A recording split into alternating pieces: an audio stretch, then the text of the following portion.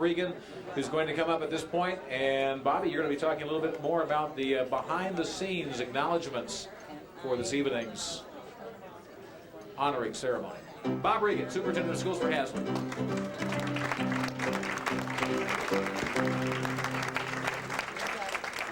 Thank you, Roger. And I think Roger deserves a big hand here. You know, he's a very, very busy man, and for him to be here with us this evening is much, much appreciated.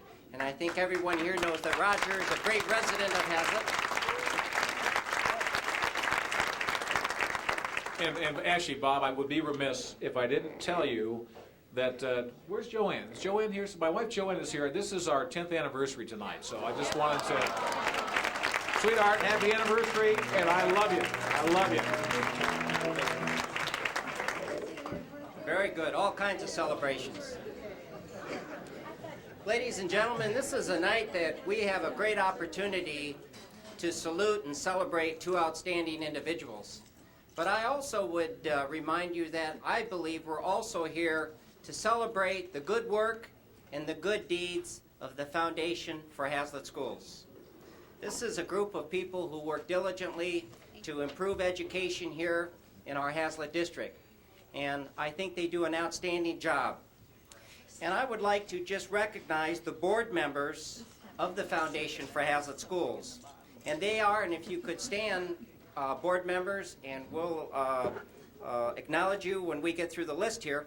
Linda Bissell, Gary Baricki, Karen Emmons, Jack Harney, Tom Hoisington, Carol Johnson, Bob Reed, Jan Richards, Donna Stein, Noreen Stacosa, Tobias Tim, Carol Wallenberg, John Wallenberg, Charles Brenneman, and Jean Friends. This is our board for the Foundation for Haslett Schools.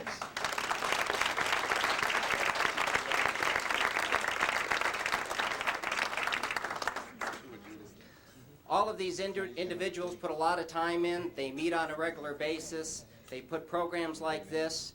And I think they're just tremendous school and community volunteers. Certainly they're very, very generous. And the money that board members and really all of you here that support the Foundation for Haslett Schools with your volunteerism and your financial contributions is very, very much appreciated. And I would like to go on record for the entire school staff and our Board of Education that you are making a significant difference in the education of kids. Whether it be funding our teacher, teacher mini grant, which is really the program that's most dear to me because it offers our teachers an opportunity to be creative and do things that the typical school budget cannot afford. And so teachers do make application every year to do something creative in their building, and then the foundation turns around and supports as many as those ideas that are possible. The foundation has also been instrumental in helping us with all of our school libraries. Over the last 8 years, we've done some great things with school facilities, and one of those is we made it a point to create some very, very nice libraries. And what would libraries be without good books? But today, books are very, very expensive. And the foundation works hard to raise money to put new textbooks into our library. And another issue that I would point to as something that's just has been outstanding and has made a big, big difference in our libraries. The foundation also gets involved in a number of other projects. And all of them, I think, are meaningful for students. And again, they make a considerable amount of difference. And so with that, again, we salute the Foundation for Haslett Schools and all of you who are just outstanding school volunteers and who are very, very generous. So thank you very much.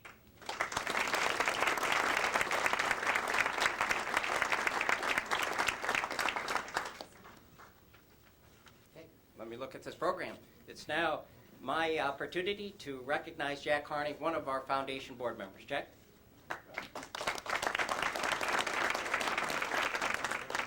I do want to spend a little more time talking about the foundation And, but I also think there are some other people we need to thank, and if you'll notice in your program, we have some event underwriters listed.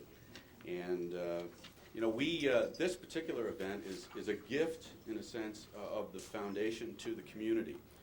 We have fundraisers and other activities, but this is a gift to the community and a gift certainly to the people who have helped our community, Gunnard and Ray. And in order to make this event possible, it's important certainly to have underwriters. So I point you to the underwriters that are listed. A.G. Edwards, Citizens Bank, have been longtime supporters of the foundation. The Therapy Institute, you saw Steve Houghton here, he's part of that. Have also been very helpful to the foundation. And for the first time, I see we have Coca-Cola. So we have now moved on to a national level. And I wonder, are we going to be seeing Coca-Cola emblems on the football uniforms? I don't know, but we'll see. Anyway, thank you to all those people. I also want, being on the board, I also want to, again, thank the committee, and in particular, Kathy Dewsbury-White, who, and Penny Milliman, who did most of the work in chairing that committee. If you're ever asked to be on the committee for this event, and Kathy is still chairing it, we're crossing our fingers on that, the finger food she serves at her house for the committee meetings is worth being on the committee. I suggest you definitely join. Bob talked a little bit about the foundation and some of the things that we've done. The foundation is going to be 10 years old this year. I had the pleasure and opportunity to be almost the first board member because I was president of the school board when we started the foundation. And I'm happy to say that we have raised and given back to the school district probably in excess of $25,000 every year. Now, that doesn't sound like a lot of money when you look at the size of the school budget. But because we've been able to pick and choose where that money goes, and because it's been strictly for educational purposes, we think we have made a significant impact. And I could go into a long list of things that are now in the curriculum, actually, that were funded as experiments by the foundation. You know, experiments are hard to do in a line item budget for a school district. And so the foundation has been able to fund those things, and some of those things have gone on to actually help Hazlet become a little famous. So I'm very proud of that. I want to talk a little bit about the endowment fund, which we started 18 months ago. We decided to take a strategy that if we could put some money away, not touch it for a while, and gain some investment income, that down the road we'd be able to fund more and more programs. And I'm very happy to say that in the last 18 months we have received cash and pledges in excess of $25,000, which is pretty good for an endowment start, for an endowment fund for a community Hazlet size. We've put that away. We've got it in a Payne Weber account. It's not costing us any money, and it's starting to make us money. And I invite you to look at the brochure that's on your table. It talks about the endowment fund. And guess what? There's a form you can fill out if you want to contribute. And so I encourage you very strongly to do that. And also, I want to, you'll see over on the right side as you open up your program, some of the endowment donors. And the first group of people listed are our most recent donors, Linda and Jim Bissell, Karen Emmons. Karen Emmons just started working in the real estate business after 25 years in the nursing field. She contributes a portion of her commissions to the Foundation Endowment Fund. Elizabeth and Matthew Lucas, Sandra and Harry Morton, Jennifer and Art Nash, Linda and Tobias Tim, Karen and James Vance. And I have a little something for them. I'd like to meet with them after the event tonight to give them a little something, appreciation from the endowment fund. And the other people are listed are a group of a larger list of people who continue to make contributions to the endowment fund each year. Well, it's that time to get to why we're really here, now that the commercials are done. And I'll turn it back to Bob.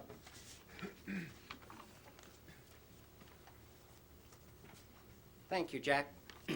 Before I get into the next section of our program, I did want to take just a quick moment to mention some very, very special people. We all recognize that everybody in this room is either staff or a school volunteer, but I would like to introduce those people who I refer to as the ultimate school volunteers, and that's our school board members. And those that were able to be here this evening are Scott McIntyre, and if you would stand and let me go through the list, Scott, and Bev Levy, Jeff Stoney, Kathy Mateo, and our president of the Board of Education this year, Charles Brenneman. And I believe Ron Nelson and Phil Gardner were not able to be here. So let's salute them.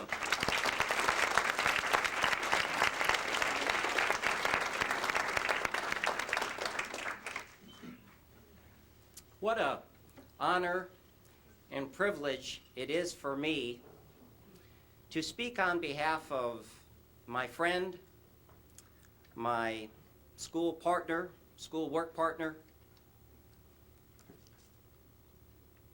a person that we worked together for now 9 years, and he's just a great educator, and that's Gunnar Johnson. If you've lived in Hazlet for any amount of time, you know Gunnar Johnson. I would suggest to you that probably Gunnar Johnson might know more people in the Hazlet community than anybody I can think of. He's come in contact with so many young children over the years and their parents. He's been an active Kiwanian. He's been a community volunteer. And over those years, he's come to know so many people in Hazlet. And I suspect if there was, quote, a Mr. Hazlet, it might be Gunnar Johnson. Gunnar has served our community and our school district for 24 years. He has been a principal of an elementary school, a principal of a middle school, and a principal of a high school. And there are a group of kids, and I think some of the parents in this room have kids, that actually have known only one principal throughout their school career.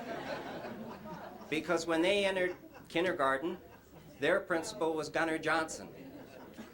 And when Gunnar was elevated to the middle school and the kids moved into 6th grade, their new principal was again Gunnar Johnson.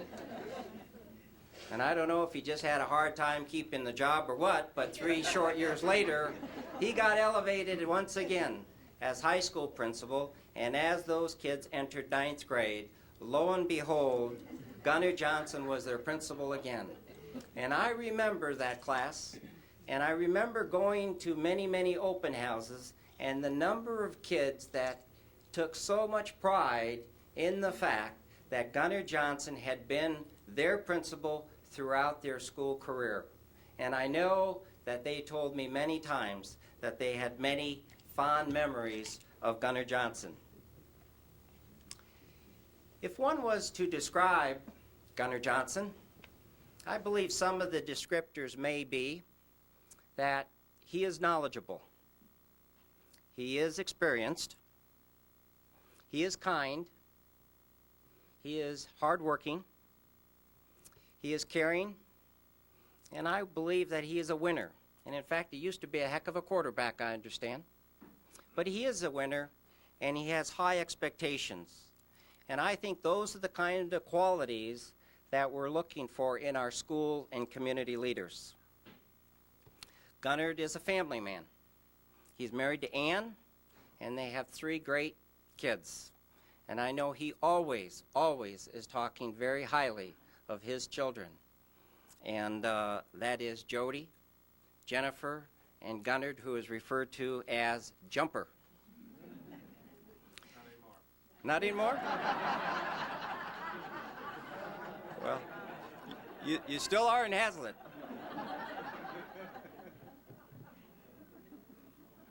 During the past about 8 years, Gunnar and I and our school staff at the high school worked side by side for a long time with school construction. And during those 8 years, I can tell you that at times it was difficult and at times it was stressful. And I would be less than honest to say it was more stressful and more difficult for our principal, Gunnar Johnson, than it was for Superintendent Regan, because every day he had to deal with all the construction workers, all the safety issues, trying to make everybody happy, trying to make everybody content. Everybody's got a different opinion about colors, or this should go there, or that should go there. And boy, when you're talking millions and millions and millions of dollars, it's a lot different negotiating that with your wife and how you're supposed to paint the living room. But during those 7 years, we did work hard, and I think one of the lasting accomplishments that Gunnar leaves here with us in Hazlet is the fact that I think most of our staff, and certainly most of our community, feel that we did a very, very commendable job, and we created a school facility that will go on to serve our kids for many, many years in a very good way. I asked for some help tonight to talk about Gunnar Johnson, so I'm going to stop here for a minute, and I have asked one of our high school students to talk a little bit about his principal, Gunnar Johnson. And I'd like to tell you just a little bit about Gavin Witter. Gavin is a very outgoing young man. He's a member of our swimming team, member of the student council. He's been president of his class, and he's also been a student representative on our Board of Education.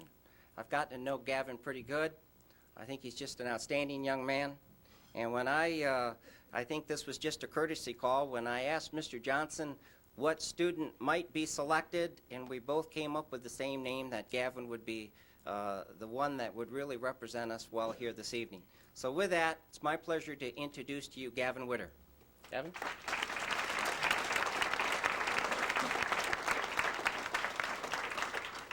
Thank you very much, Mr. Regan, for that generous introduction. And good evening, ladies and gentlemen. When I was offered the opportunity to speak tonight, I jumped at it, because I know that it's not very common that you get to tell someone who has really been a salient figure in your life what you actually think of them. It's not by any stretch of the imagination that Gunnar Johnson is a pillar of this community.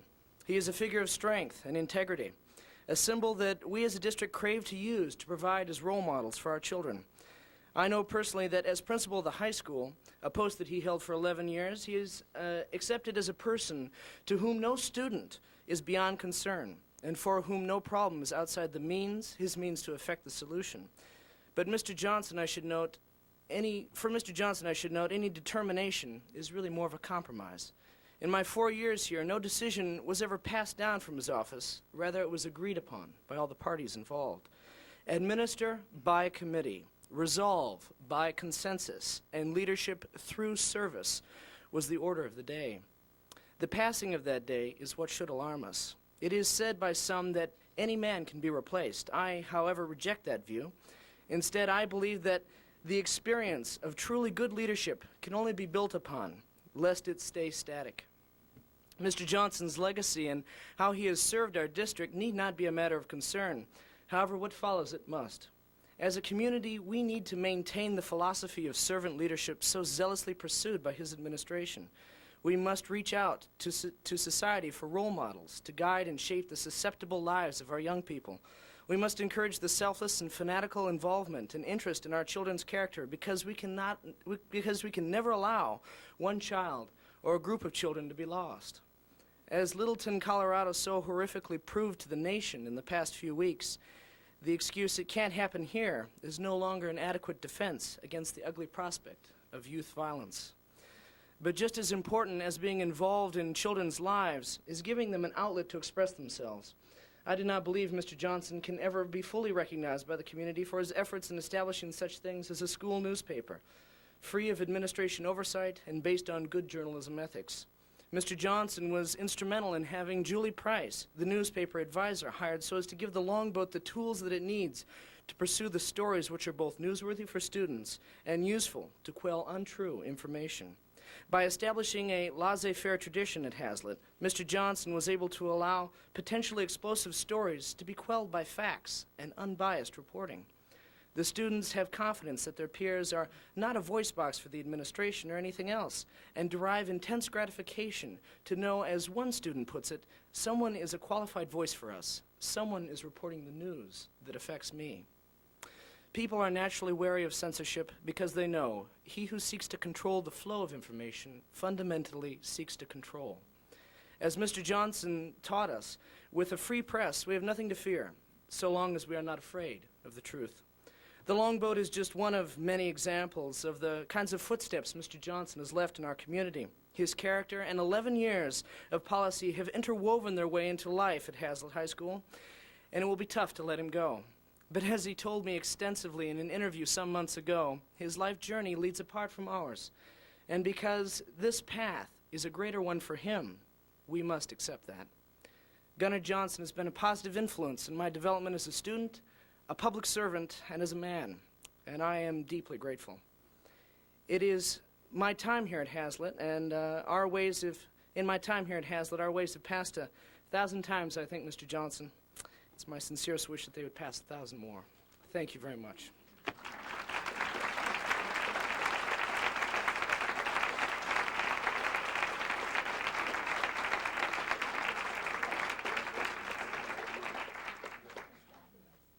Gavin, I'm sure all the students at Hazlitt High School echo those remarks. Very nice job. Let me just conclude by saying that certainly it's true. We are saddened that Gunnar and Ann are going to be leaving Hazlitt. But I think we certainly all do admire and respect their need to seek, and to explore something new. I think we respect the fact that they're about to take some risk, and I think that's exciting. And I know Gunnar and I have had a lot of chance to talk about that. But I can tell you one thing for certain, that Gunnar is going to be a great superintendent.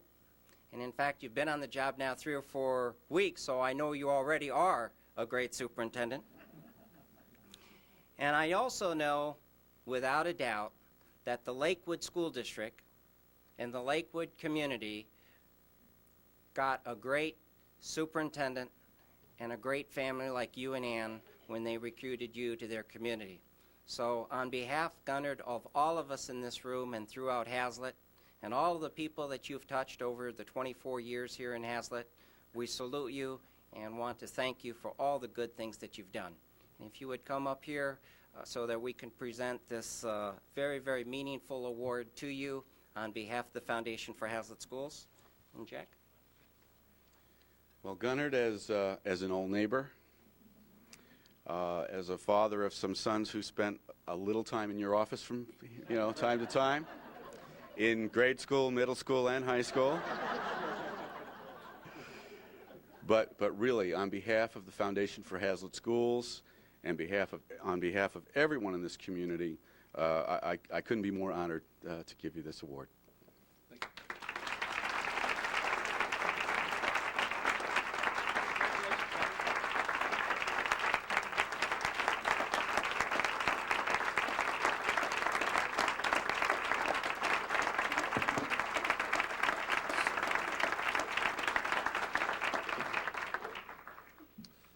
Thank you very much. Before I start, I need to introduce my family who've been with me since day one.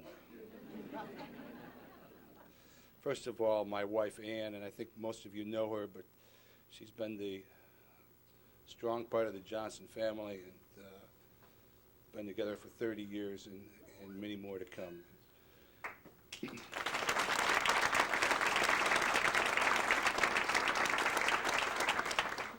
And my 3 children, our 3 children. Gunnar, I still call him Jumper, but you call him Jumper, or Gunnar too, all right? He said to me a couple years ago, he said, Dad, when I called him Gunnar one time, he said, no, I'm Jumper to you. He said, and so he and I still go by that. Jody, Jump, by the way, lives in Chicago and works for Anderson Consulting and is working here in Michigan, staying with us for this last 3-4 weeks, and it's been a pleasure to have him back home. And Jody, is a junior, almost a senior at Central Michigan University, and she's going to be in education. And Jennifer is a junior at Michigan State University in advertising. So we're very pleased to have them there. Also,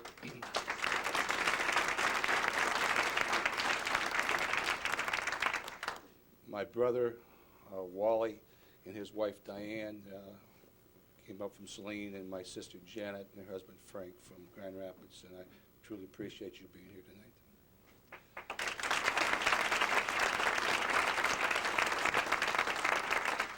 As I mingle around tonight, it was good to see some of the faces that I haven't seen in a long time.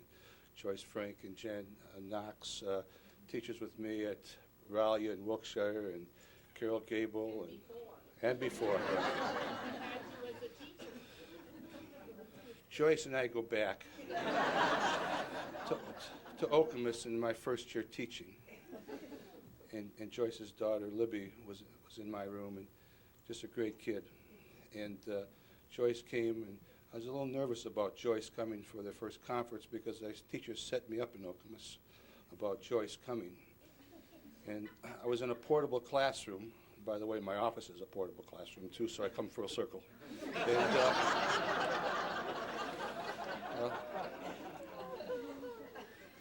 they say crew cuts and wire rim glasses. I'm waiting for something else right now, so I have one of those.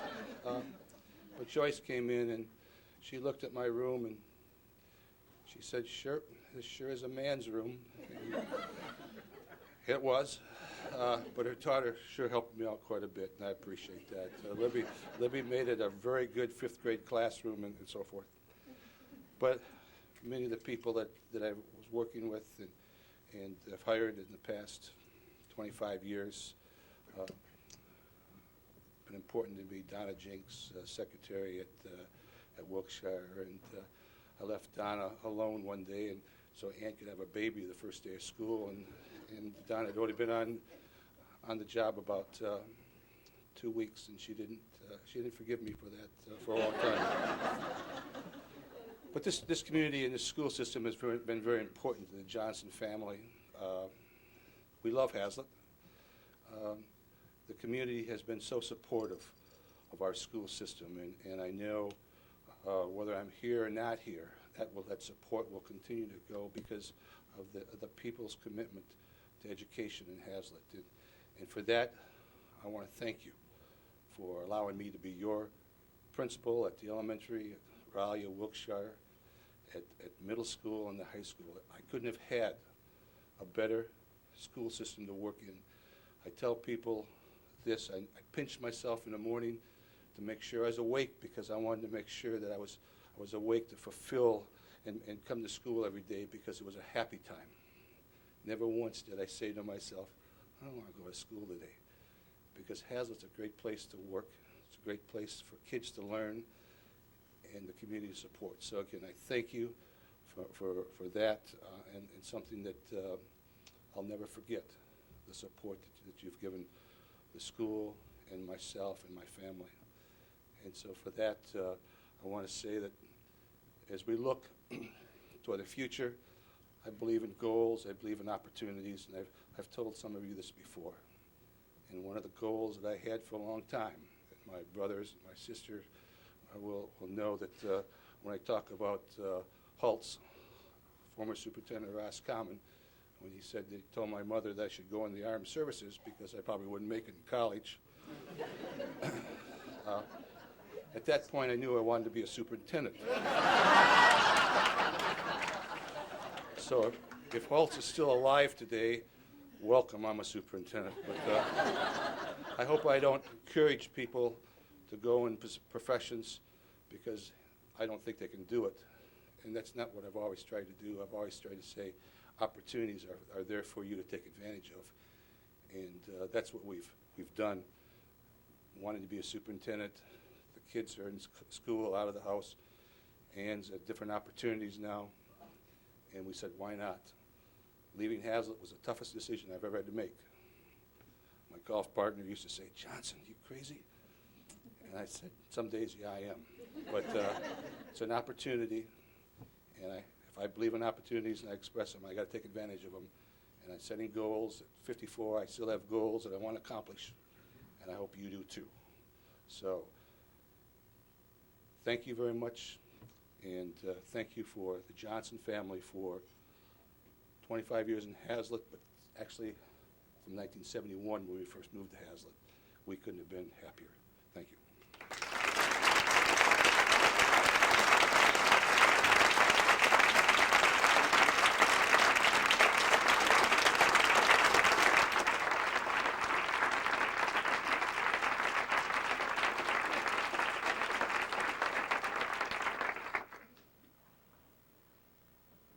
Okay, I'd like to introduce Chris Tadgerson.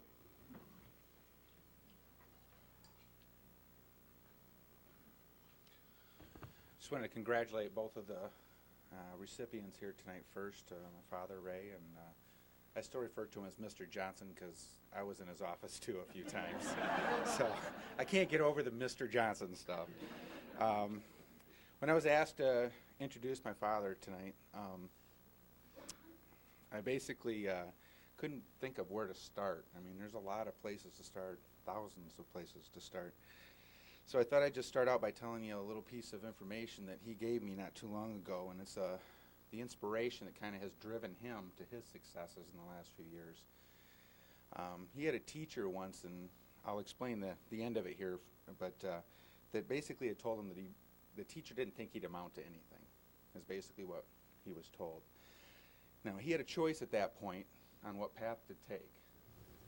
He could have allowed this to be a self-fulfilling prophecy, but obviously because of tonight, it's pretty obvious that he didn't choose that path. He went a different route. So, and I remember as a little kid watching him go off to work every morning, and then he'd come home and throw his work stuff down, pick up his book stuff, and head off to classes. He'd go to class full-time, work full-time, class full-time, so he could support his family. But the reason he was going to classes is so that he could fulfill his own dreams. And his dream was to be a professional engineer and to own his own business, and he's accomplished both of those. He taught me that you have to stretch to be able to grow to achieve those dreams. That's what I learned from him working so hard. I know you're all well aware of some of the accomplishments that he's had. I'll mention a few. Past president of the Hazlet School Board, past president of the Capital Quality Initiative, current CEO and president of Capital Consultants, current project manager of the Keep GM in Lansing. He's an entrepreneur. He's won an entrepreneur award from the Greater Lansing Business Monthly magazine. The list does go on and on. But there's one common theme through all of these, and that is leadership. And that is something that he has shown. He's always told me that leaders were readers. I always used to tease him because every time I'd come to his office, he was always reading something.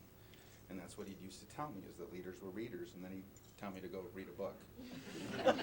He always had a list of books, too. So,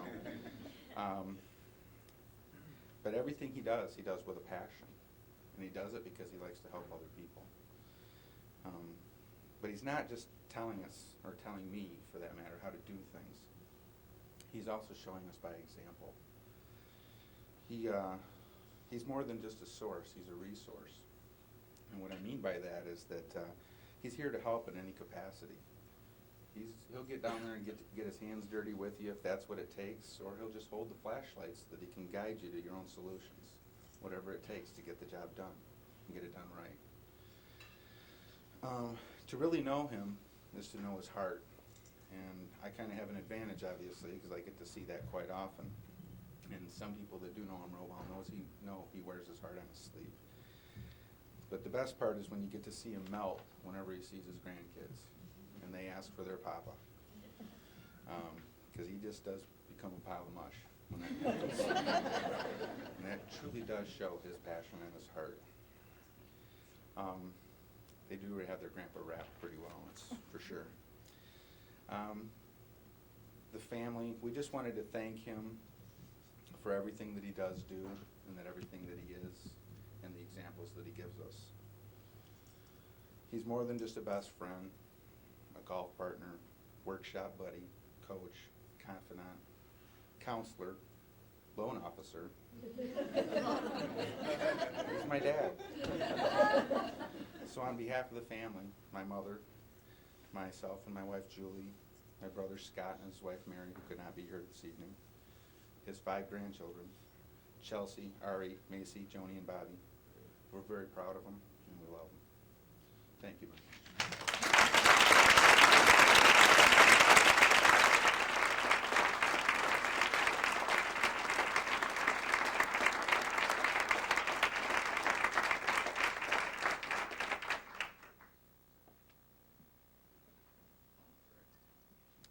I'd like to introduce Tony Fergale.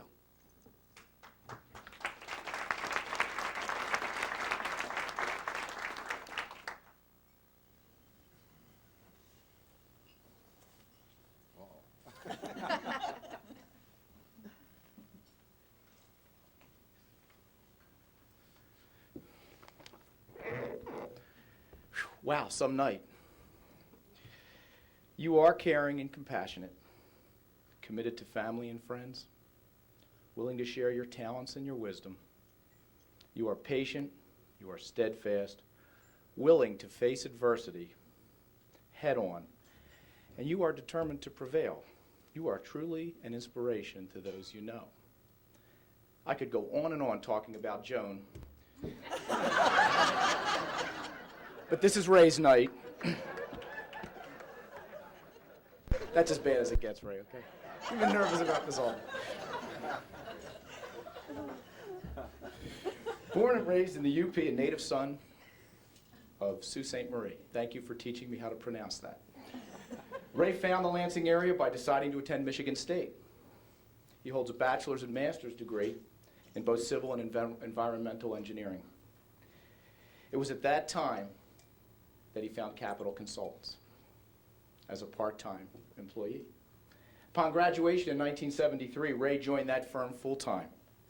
And he did all of those things Chris had referred to. Worked hard, applied himself, moved through that company, and in 1989 was elected president and CEO of that fast-growing, very progressive firm. Ray believes in education, and he has always made the most of that education. In fact, he applies today a basic lesson that he learned in the early days of grammar school. Ray knows how to share. Ray shares with his profession. He's a published author. He's written in professional journals on such topics as the values of being a visionary in your organization.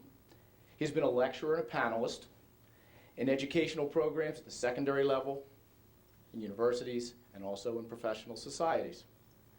Ray has been active in seven different professional societies, where his leadership and experiences there were needed to set standards for improving quality in his profession.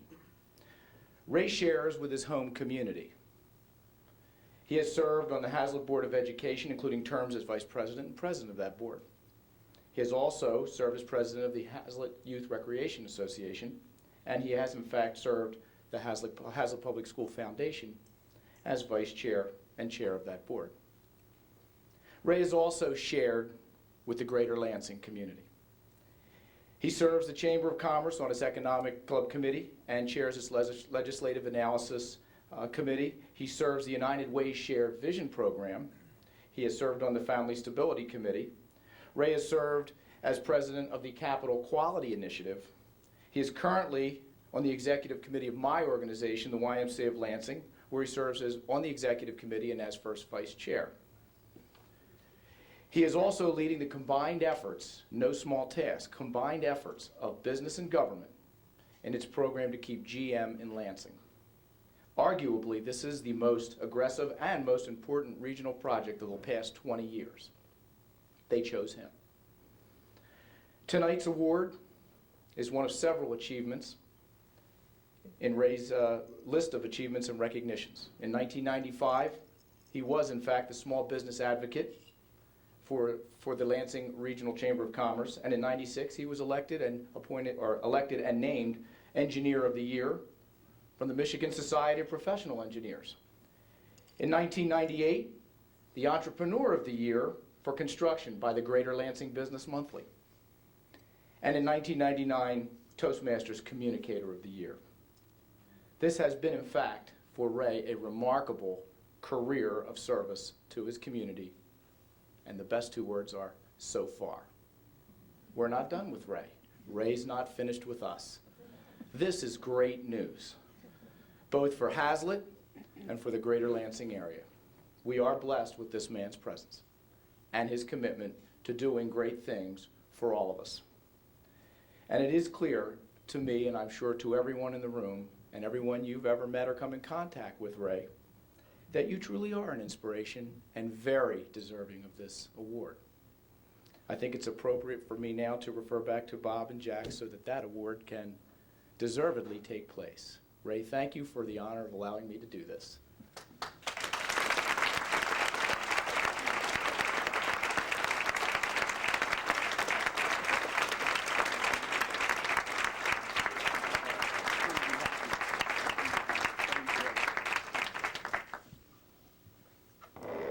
My goodness, Ray, I didn't know you did all those things. But you know, one thing I do know, Ray, and you know this too, that for 9 years now, you've been a great friend of mine. And I know one of my early days on the job, Ray was one of those people that I called on for some counsel, and I've been doing that for 9 years. And whenever I call Ray, you know, he's always there to meet for coffee or for lunch or whatever. And Ray is a very wise man, because when you sit down there and try to solve problems, he is one of those powerful listeners. He's not too quick to give advice or to tell you how to do something. He listens first, and he listens thoroughly, and then he's part of coming up with a solution. So, Ray, I am so happy that the Foundation for Hazlet Schools is giving you this distinguished award. And with that, may I turn it over to Jack?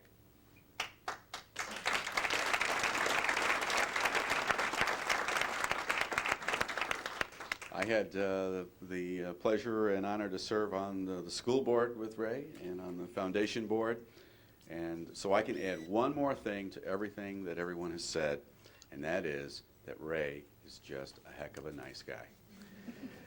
On behalf of the Foundation for Hazlet Schools and the community of Hazlet, Ray, congratulations.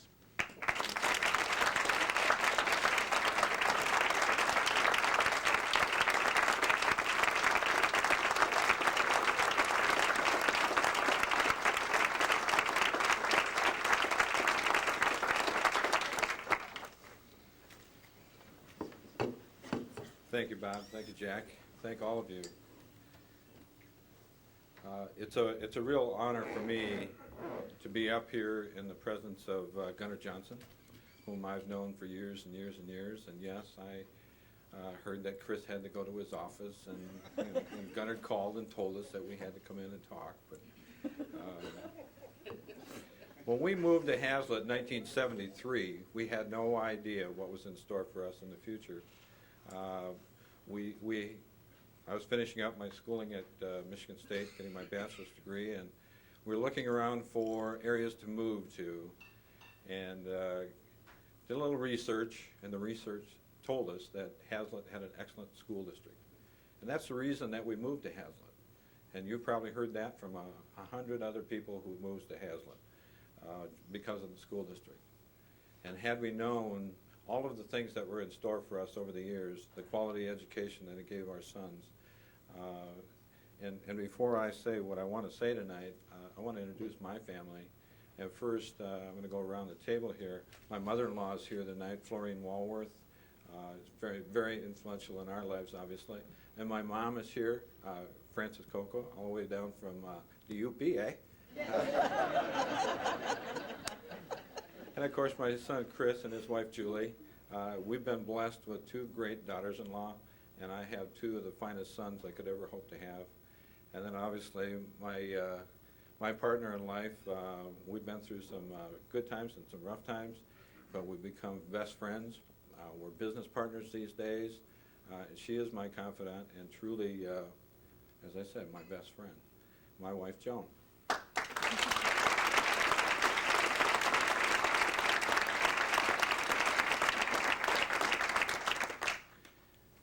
I didn't know Chris was going to tell that story about what happened in high school, about the the teacher that changed my life.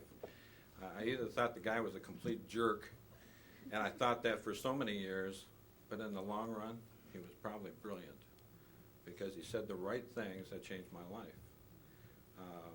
And so I had an appreciation for educators, and I've had an appreciation for education for a very long time. And getting involved in HIRA, getting involved in on the school board. Charlie Pichet asked me one time if I would consider running for the school board. And I didn't even know what that was about.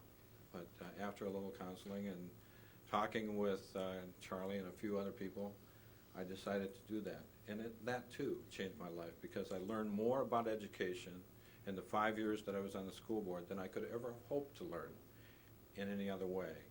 It was totally enlightening for me, and then followed that with the time on the foundation.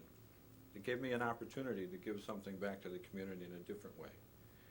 I've continued to try to do that, and someone asked me how I felt about this award, and I said, well, the things that I've done, I haven't done that to win an award.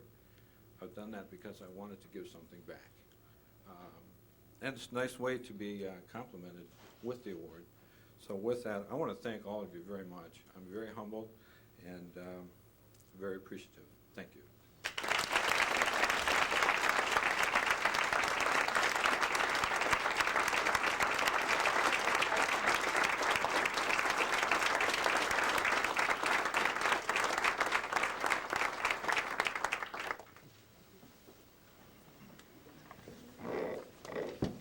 Now with that, there's another, I'm sorry, Ray?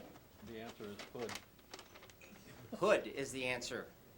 Okay, to the trivia question. Hood.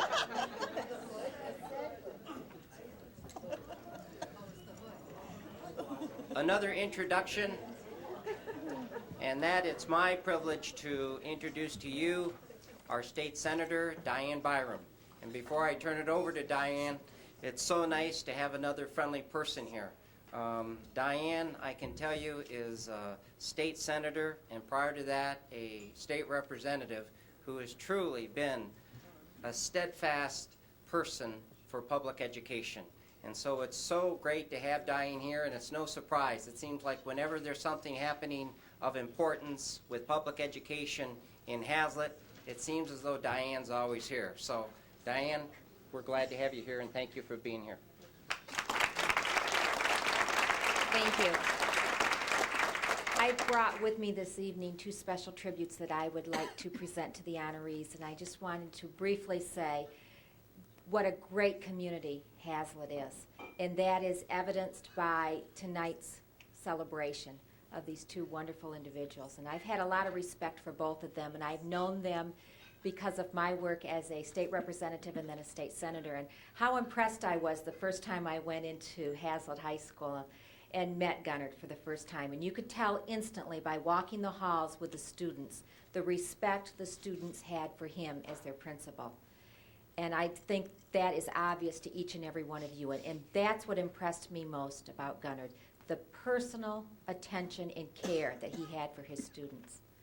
And then with Ray, we've worked on legislation. We've worked on behalf of the Keep GM in Lansing. And I know today has been a very I guess, important day to you, and a day that you've had a lot to be excited about, because in all the trials and tribulations of being in the state Senate and trying to get legislation passed within a time frame, you know, we're coming right up to a critical board meeting with General Motors this weekend, and this afternoon at about 1 o'clock, the Senate finally completed its work on the critical piece of legislation, which was really the last piece in that puzzle to allow General Motors to make a very exciting decision, and we hope to have some very good news reported in the next week or maybe sooner than that. And Ray was a big piece of that. So us in this community, this region, have a lot to be grateful for Ray giving his time and talents to make sure that we have General Motors in our community for the future. I'm going to present these tributes at this time, and if you would please come forward.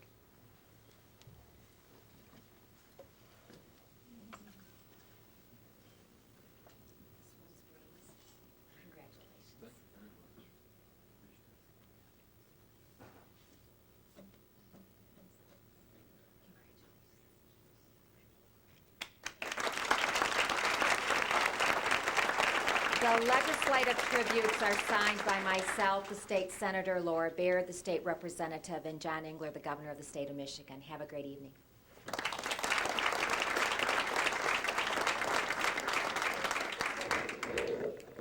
Thank you. And, okay, are you ready for some trivia answers for all of you who've been scratching your heads and wondering what are the correct answers to our Hazlitt Trivia Quiz tonight? We also have a tie. Even though we had a tiebreaker question, we still have a tie. So, and